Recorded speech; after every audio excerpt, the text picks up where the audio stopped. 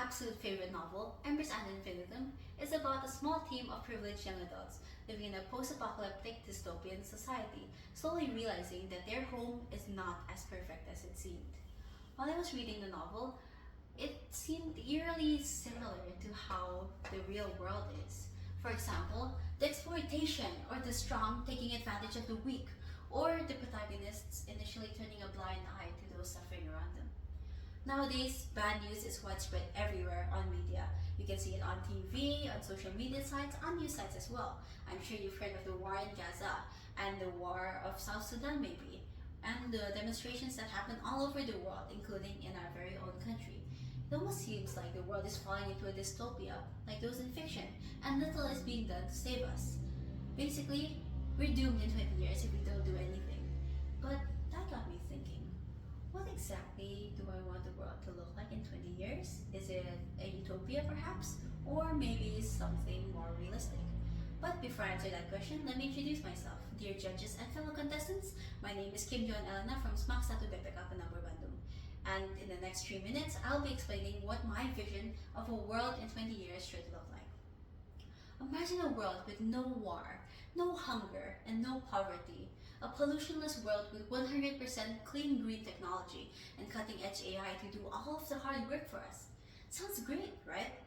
Well, it's okay to dream, but we have to think realistically as well. Is it really possible? Our biggest problem right now is waste disposal. Even now, I still see some people throwing cigarette butts and plastic out of car windows without regard for the environment. And trust me, this is not because of a lack of awareness. This is because of convenience. People use AI in the same way. Businesses, they lay off workers and use AI because it's cheaper. And the people who can stop this, they don't because it fills their pockets. It's difficult to change people, and people are inherently selfish.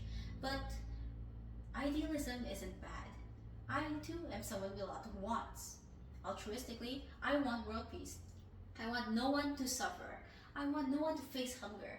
I want a world where children can be children and play, laugh, and learn without having to worry about war or finances. Selfishly, I want a stable job. I want to be able to live with my loved ones peacefully without much hardship. I want to wake up every morning and breathe in fresh morning air, not clouds and clouds of carbon dioxide. I don't want to have to worry about when World War III will strike. I don't want to have to worry about when we'll be struck by a global recession. I don't have to think about how we all are going to be replaced by AI. But even so, I am already considered privileged.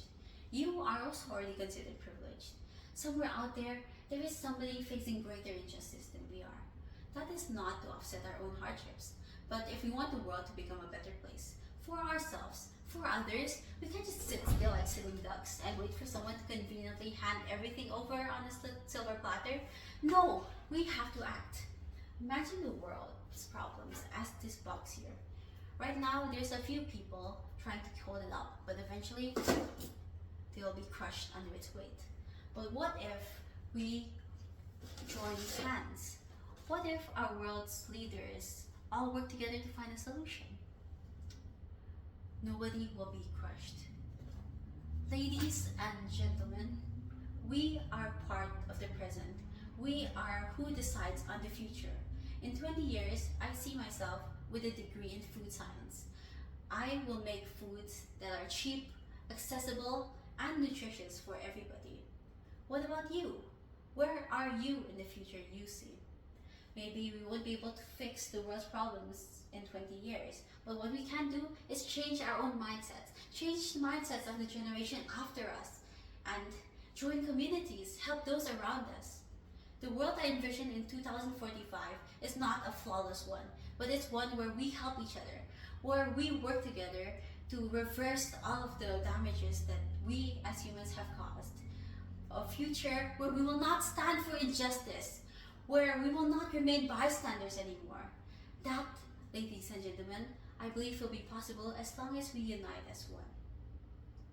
To finish off, I'd like to quote Helen Keller. Alone, we can do so little. Together, we can do so much. That is all for my speech. Thank you very much for listening.